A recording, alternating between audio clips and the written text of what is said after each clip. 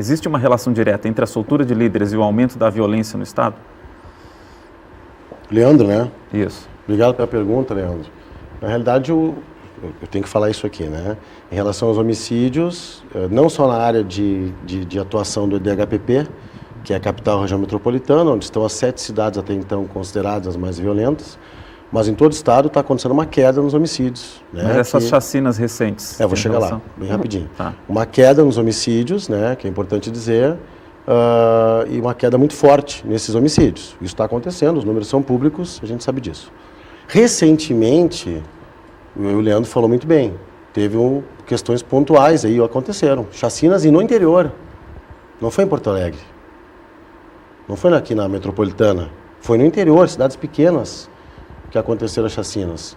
E certamente essas movimentações, não digo especificamente uma soltura ou outra, não posso dizer isso que não tem como adivinhar, mas ocorreram movimentações no crime organizado, não há dúvida, e repito, não estou dizendo que foi a soltura de X ou Y, mas ocorreram movimentações que foram descambar nesse ato, porque não é comum, né, numa cidade pequena de 20, 30 mil habitantes, 40 mil habitantes, 15 mil habitantes, uma equipe, entre aspas, de criminosos, com 2 veículos, né, matar a tiros pessoas no meio da rua, no meio do centro dessa cidade.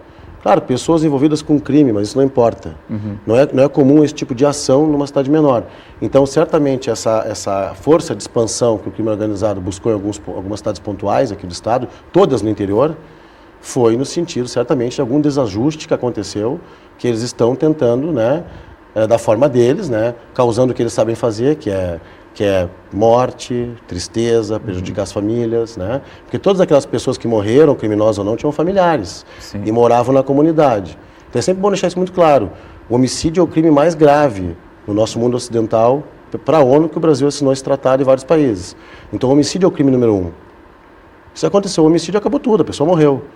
Então o homicídio tem que ser enfrentado como crime primeiro na nossa sociedade. Então quando acontecem as chacinas que ele trouxe, isso gera insegurança e eu digo, sim, óbvio que podem ter sido, as investigações estão em andamento, por isso que eu não posso falar aqui a resposta direta para ele, podem ter tido, sim, fluxo do desajuste ou busca de um novo ajuste do crime organizado para que isso aconteça, porque não é comum acontecer uma sequência de chacinas de 3, 4 mortos aí, né, em cidades pequenas. Só para complementar também o que o senhor está falando, eu tenho uma sensação, que não sei se é real, mas quem trabalha na segurança pública deve saber com mais precisão, que antes dessas construções, desses últimos presídios, que gerou muitas vagas, inclusive a construção do NUGESP ali, né?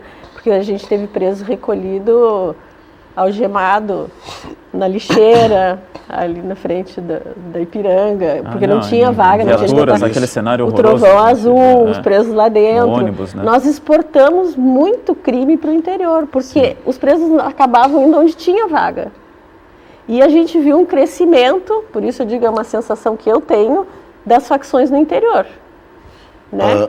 Porque antes parecia que era mais concentrado enquanto eles estavam aqui.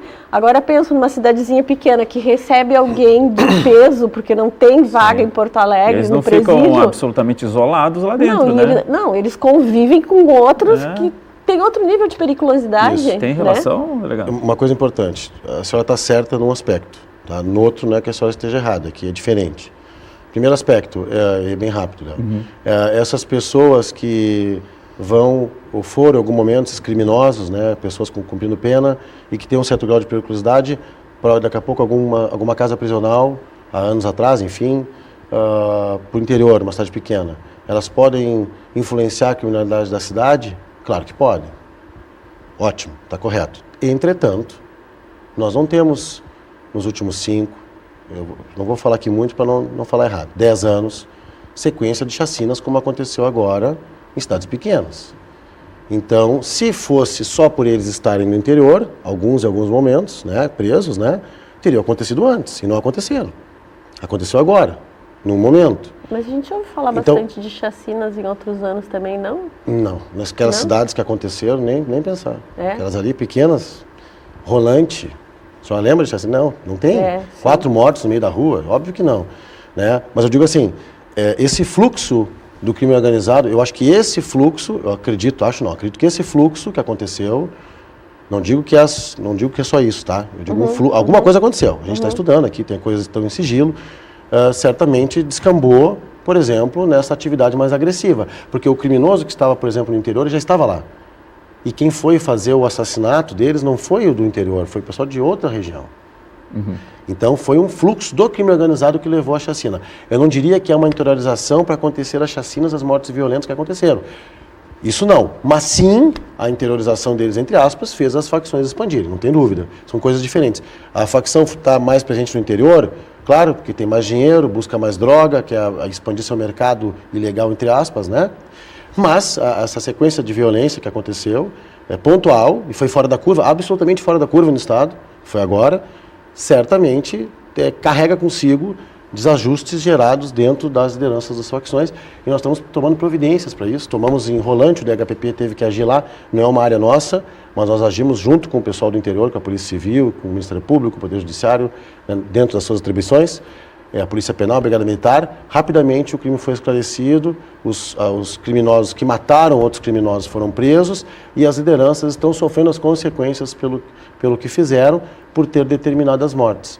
Detalhe importante, é muito difícil haver uma movimentação dentro de uma área de influência de uma facção que as lideranças não autorizem ou aceitem. Então isso aí é mentira.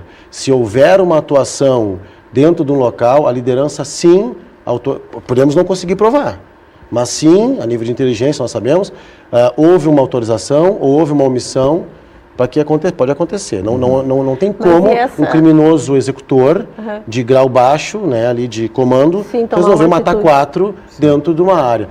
Então, por isso que eu digo, em relação à pergunta, né, pergunta objetiva seca, é óbvio que cada situação que eles conseguem sair para a rua é ruim para a segurança pública, né? Mas nem por isso que nós não temos que encontrar uma saída, ou que o judiciário é culpado. Jamais, não existe isso. A lei é assim, nós temos que encontrar uma saída, essa é a nossa posição.